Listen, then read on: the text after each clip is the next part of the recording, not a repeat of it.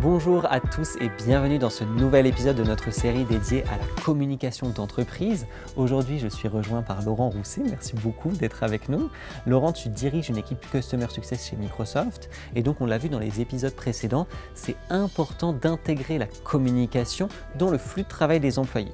J'aimerais qu'on revienne ensemble aujourd'hui sur pourquoi on fait ça et puis surtout sur l'impact que ça va avoir sur les employés.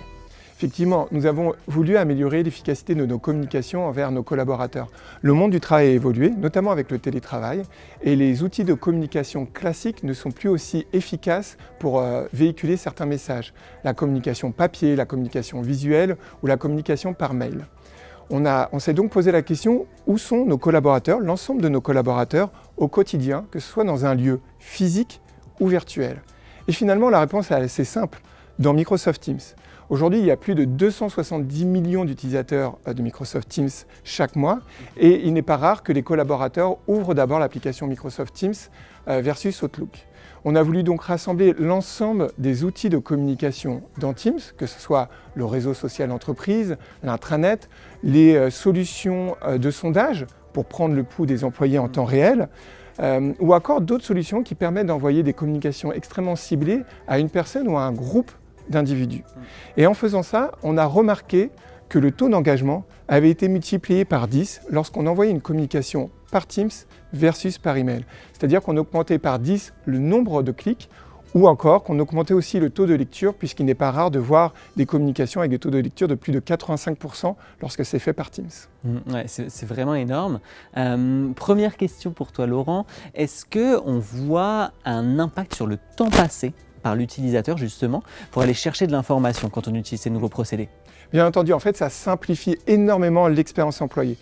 Aujourd'hui, on sait qu'un utilisateur peut switcher 25 fois entre 10 applications dans une journée et ça peut lui faire perdre jusqu'à 4 heures dans une semaine. Il faut qu'il aille sur un navigateur web, qu'il mette son identifiant, son mot de passe. En rassemblant en fait l'ensemble des communications que l'on veut envoyer aux collaborateurs dans un seul endroit dans Teams, on lui fait gagner beaucoup de temps et on améliore en fait son expérience employée. Ouais. Et tu parles de gain de temps, je pense aussi au gain de temps des équipes IT peut-être parce qu'on voit aussi la multiplication des outils. Est-ce que ça a un impact cette nouvelle stratégie aussi? Oui, bien sûr. En fait, il n'est pas rare dans une entreprise de voir des divisions utiliser des plateformes de communication qui ne sont pas finalement validées soit par l'IT, soit par la communication.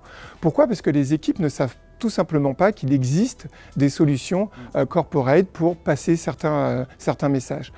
En rassemblant tout dans Teams, on va permettre d'uniformiser le nombre de solutions, 2, de communiquer sur ces deux solutions pour qu'elles soient mieux utilisées, et 3, au final, de rationaliser les coûts des solutions de communication. Bien sûr. Alors, dernière question pour toi Laurent, et surtout aussi de par ta position de manager d'équipe. Est-ce que toi, tu vois au quotidien un impact sur l'utilisation de ces solutions par les équipes? Oui, et c'est peut-être ça le plus important, c'est qu'on voit qu'aujourd'hui, nos solutions de communication sont vraiment utilisées et appropriées par nos collaborateurs. Moi, par exemple, j'ai une équipe qui est répartie dans la France entière, j'ai des personnes qui viennent tout juste d'arriver, et c'est toujours compliqué de créer un esprit d'équipe, de créer vraiment une équipe en fait. Et ce qui est bien, c'est que là, mes collaborateurs, en fait, peu importe où ils sont, ils peuvent partager l'information, ils peuvent communiquer, ils peuvent s'entraider et ils arrivent beaucoup mieux à savoir quel outil de communication utiliser pour transmettre leur message.